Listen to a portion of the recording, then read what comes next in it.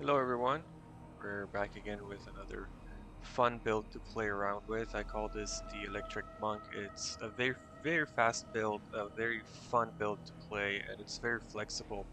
You can definitely put your own spin on it, but we're going to go ahead and take a look at build components. First, before we discuss what can be done to improve or change the build drastically. The build once again is not focusing on Ring of Determination or any pieces of gear that is considered a late game acquisition. You're going to have to run multiple runs of the Crucible or Pestilence areas in order to get your hands on a Ring of Determination. And like most of the builds that I do, I like to do what I call beginner friendly builds. And these are builds that are done around items that can be replaced by similar components or don't put a whole lot of emphasis on specific items that you need to find, especially in the end game. The main weapons that I use for this build are the Iron Stud Interrogators, and that's only because the Nith Grove Binders are currently broken. The third and fifth attack on these gauntlets will almost guaranteed to miss on medium to large size enemies. Some medium size enemies are okay, but most large size enemies and bosses will you'll be missing a lot. I've made a video about it. It's also on the channel. You can take a look at it. If this changes in a future patch and if they actually fix the growth binders, I would definitely go with the growth binders as my main weapon for this build, and I'll show you why once we get into the Crucible. As it stands, you want to have Iron Stud Interrogators. If you don't have the Interrogators, you can go with the Woven Wraps, which are available at level 1 from the vendor, and you can just, these are perfectly serviceable. And they come with the Spirit Burst, which is the main damaging rune and I would say the cornerstone of the build. So, as I mentioned, for your main damage rune, you want to go with Spirit Burst. It's a very low cost attack. For your boss knockdown, you'll go with Break Rush. This, paired with the stagger properties of the Iron Stud, is almost likely to guarantee a stagger on the boss that you're fighting. For your get out of jail card, you want to go with Skyfall Smash. This is just an AoE area attack around you, which will help you get out of situations where you're surrounded by a whole bunch of mobs and you just need to get out because you don't have a blink. And for your main damage source and main burst damage source, you go with Buster Rift on this. If you don't have Buster Rift, you can see if you can get your hands on Tremor Wave. Tremor Wave does a little bit of less damage than the Buster Rift, but it also uses a lot less focus in return. For the infusions, you want to infuse it with lifesteal, electrical damage, and then you want to go with focus and health gain on kill. All the pieces of gear that we're using here are using the indestructible and unrepairable combo. You don't have to have plagued sets. You can run this on a blue set, but I can do a follow-up video if there are people who are wondering exactly what a blue set would look like. For now, we are looking at a cloth piece for your headgear. You want to infuse it with shock buildup, and then you want to have damage taken reduction, and you want to have focus gain on any buildup. Again, lastly, you want to also add electric damage increase to that. For your chest piece, you again want to go for a piece of cloth armor. You want to infuse that with max health increase, and you want to have damage taken decrease based on durability and focus gain based on durability. And what's most important here is you want to get overall speed increase after inflicting shock buildup. For your gloves, you want to go with a piece of leather and you want to infuse it with focus cost decrease. Then you want to go for damage taken reduction again, and you want to go for focus gain increase. And lastly, you want to add shock buildup increase to that. For your pants, you want to go with a pair of plate pants. You want to have damage taken reduction and focus gain based on durability. And I have damage increase by 30% for 6 seconds after a successful dodge. Uh, I use this a lot, and I think you can capitalize on this a lot with this build because you're going to be so nimble and you're going to have your dodges up all the time, and it's a great way to add a little bit of increased damage to your build.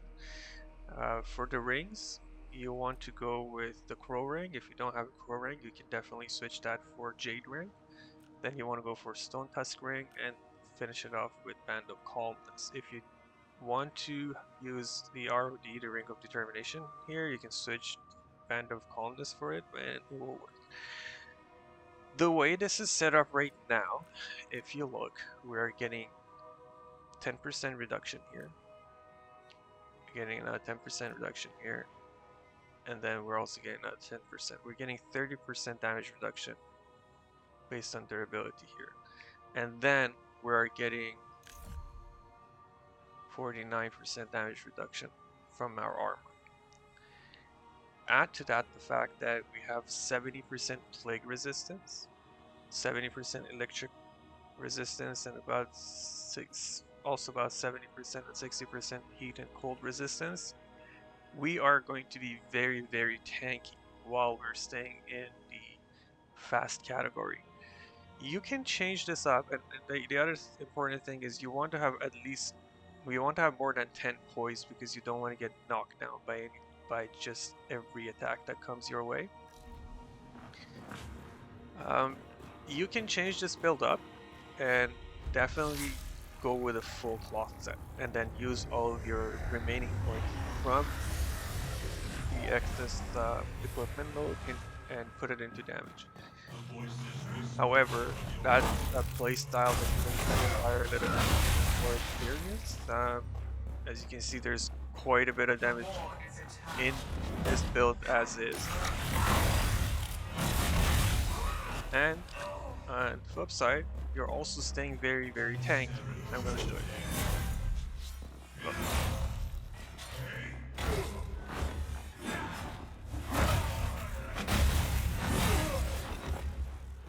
Okay, I thought I died for a second.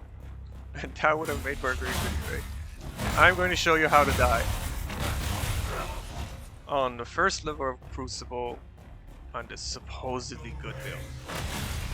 But the point is, you are very tanky, you have a lot of damage built into the setup, but if you are more experienced and you feel like you need more damage, you can definitely go ahead and change the armor setup. I have briefly touched on why I have set up my armor as I have set it up in this build in another video discussing the relationship between armor and damage reduction, but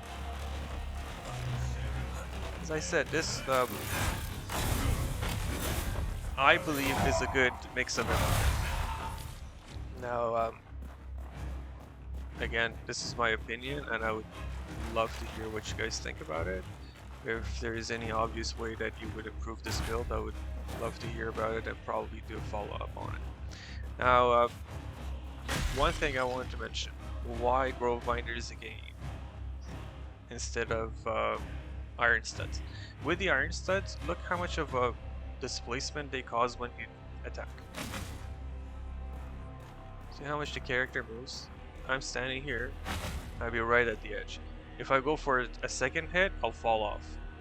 But if you were to use Grove Binders from the same distance, look at how much control you have. These are, I was going to say objectively, but maybe subjectively, the best weapons for this kind of build. I tend to categorize the gauntlets into two separate categories. The claws and the gauntlets are different for me, and they also have different properties. The claws play a lot different than the these kind of gauntlets, but we'll get into that in another video perhaps. Anyways, let's focus on clearing this and getting to the Echo Knight and see how we'll do.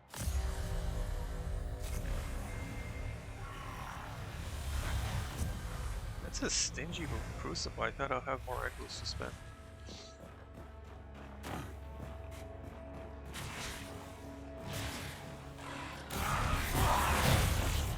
So with this setup, you can actually use your runes quite liberally, and you'll have a lot of focus regen.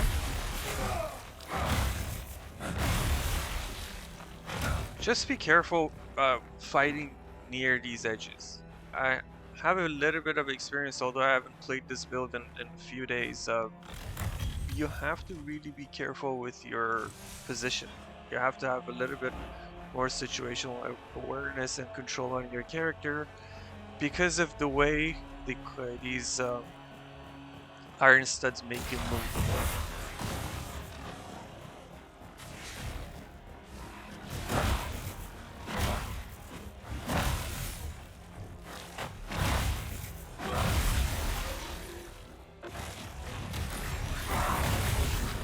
Mess with them right at that ledge, just get rid of them. Anyways, you can use your runes, or you can go more for like a fisticuff style. It's up to you. So like, if you manage to kill him with your spirit burst, you most likely get all the focus that you use to kill him. It's basically free to use.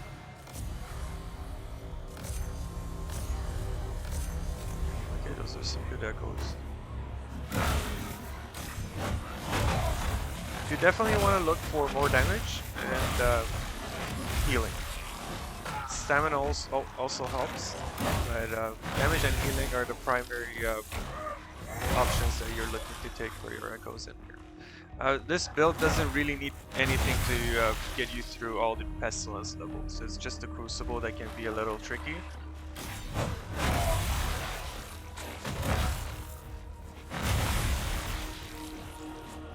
But as you can see, you have a lot of mobility, you have a lot of survivability built into it, and quite a bit of damage.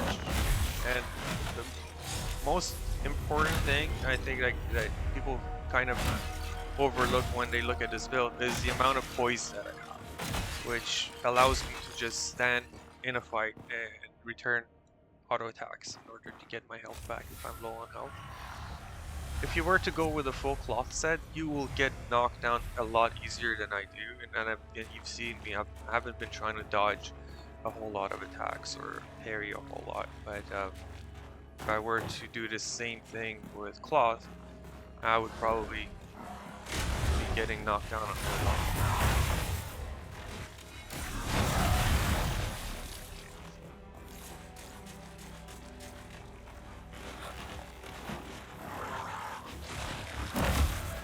This is such a cheap mechanic, and I hope they somehow they'll change that.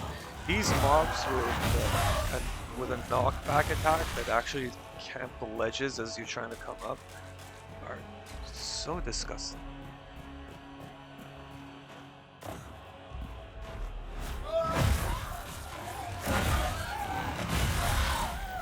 Oops! See that? I almost fell off that ledge.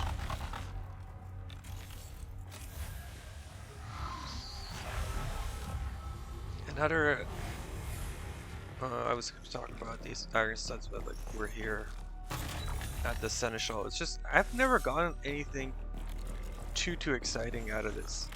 And I've done so many Crucible runs. It's just, I cannot recall a single time that I've gotten to this, this Seneschal and be like, great, let's see what the loot is there. And I think that's one of the things they should change about Crucible. Right now it's not too rewarding, especially for new players who cannot finish the Echo Knight fight.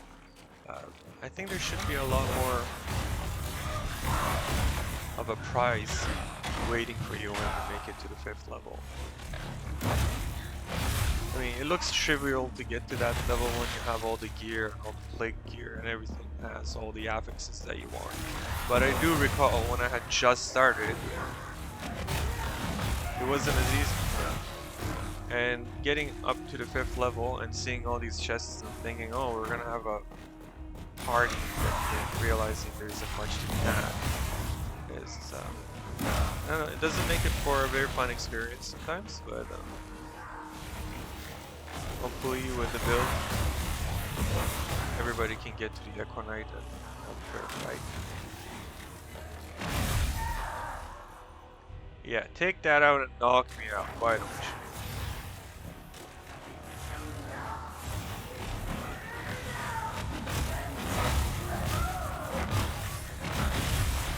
These witches are probably the most annoying characters you can come up against with the melee build, and part of the reason why I really like having this spirit burst is because you can take care of them from a distance without having to get close to them.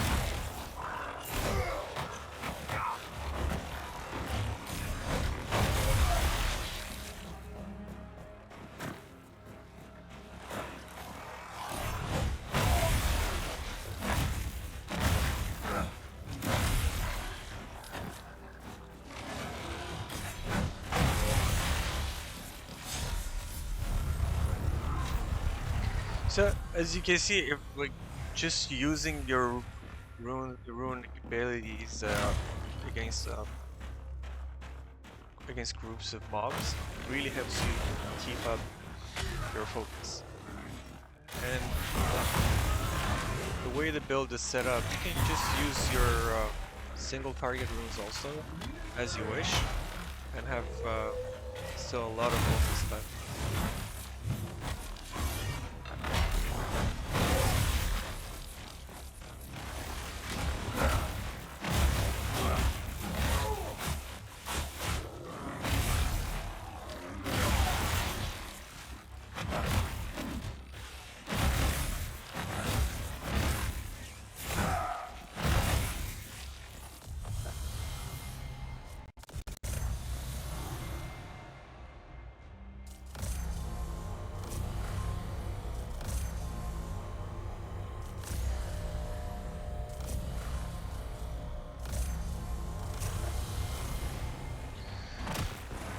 I guess that's about all we need in order to get into the Echo Knight fight.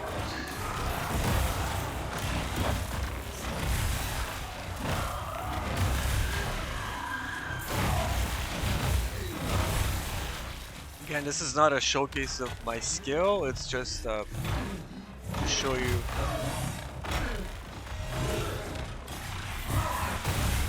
that you can die. I can't believe I just did that. Anyway, let's hope it's not going to be a disaster when we get to the Echo Knight.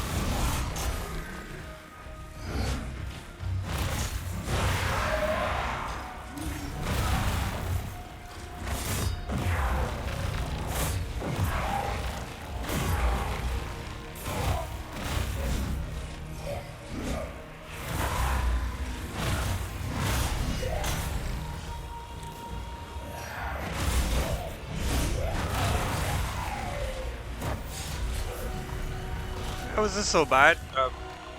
Few mistakes in the run up to the Echo Knight, but as you can see, you have a lot of survivability, and you have a lot of damage to pack into the build.